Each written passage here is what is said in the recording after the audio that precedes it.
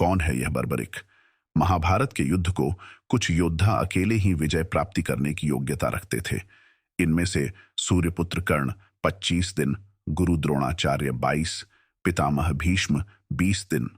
पर एक योद्धा था जो कि अपने 3 बाणों से पूरे आचार्य दिन के महाभारत को 1 मिनट में समाप्त करने की ताकत रखता था।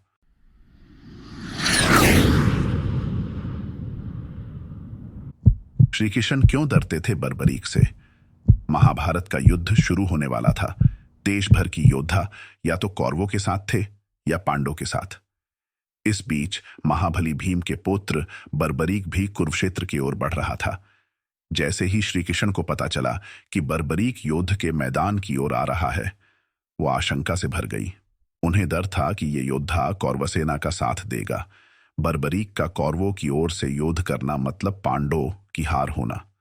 श्री कृष्ण का भय भी थोड़ा बनता भी था कि बर्बरीक अपने पिता घटोत्कच से भी ज्यादा मायावी और शक्तिशाली थे।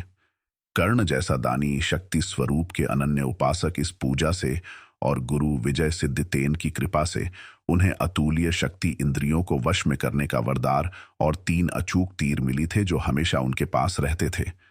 यह साधारण टीम नहीं थे। उन्हें जिस भी लक्ष्य पर चलाया जाता था उनका छेद होना पे था।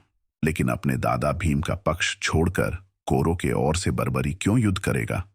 तो उत्तर है उनके गुरु की शिक्षा। गुरु ने कहा था कि युद्ध में सदयुद्ध में जो भी हारता नजर आएगा वे उसके पक्ष में खड़ा होकर लड़ने लगेगा। साथ ही उन्होंने अपने 3 बाणों के कोण भी बताए। एक विशाल सेना को नष्ट करने के लिए केवल 2 तीर काफी थे।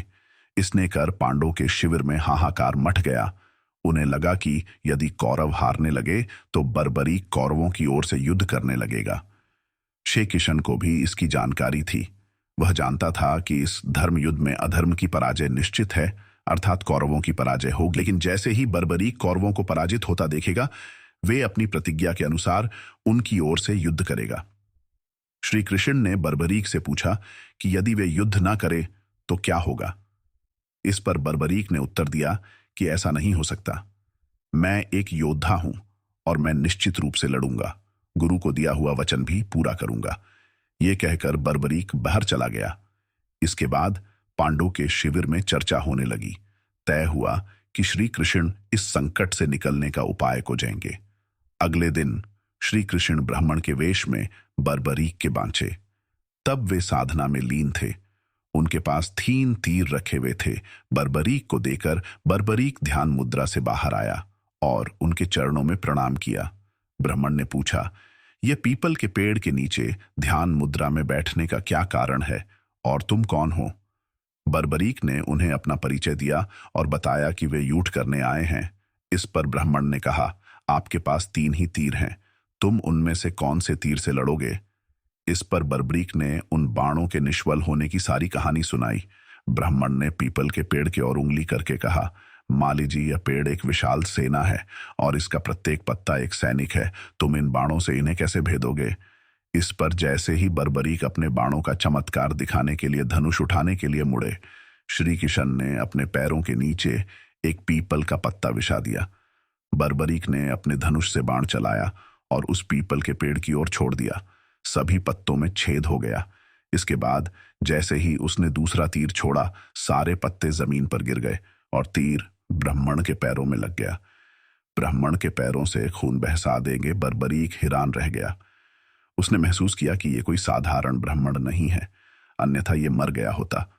बर्बरीक ये सब सोच ही रहा था कि ब्राह्मण बने श्री कृष्ण ने कहा, तेरे बाण अचूक और चमत्कारी है महाबली, क्या तुम इस ब्राह्मण को कुछ दान नहीं दोगे? बर्बरीक ने कहा, मैं अवश्य दूंगा, लेकिन तुम मुझे अपना असली रूप दिखाओ। जैसे ही श्री कृष्ण ने अपना असली रूप दिखाया, बर्बरीक उनके चरणों में गिर पड़े और बोले, भगवान जो चाहे मांग लो। श्री कृष्ण ने उसका सर मांग लिया। इस पर बर्बरीक ने कहा, लेकिन भगवान, मैं महाभारत का युद्ध देखना चाहता हूं। मैंने सुना है कि इतना बड़ा युद्ध ना कभी लड़ा गया और ना कभी लड़ा चाहेगा। मुझसे ये अवसर मत छीनो। इस पर श्री कृष्ण ने कहा कि धड़ से अलग होने पर भी सिर्फ जीवित रहेगा। आंखें सब कुछ देख सकेंगी और कान सब कुछ सुन सकेंगे। इतना सुनते ही बर्बरीक की इच्छा पूरी हो गई। बर्बरीक एक ऐसा अकेला इंसान है जो कि पूरी महाभारत को अपनी आंखों से देखने की सौभाग्य रखते हैं। महाभारत के समापन होने के बाद भगवान कृष्ण ने बर्बरीक के शरीर को रूपवती नदी में प्रवाहित कर दिया। ऐसा कहा जाता है कि वर्तमान कलयुग के राजस्थान के सीकर जिले के श्याम कुंड में उनका शीर मिला था। वहां के राजा ने एक भव्य मंदिर बनाया।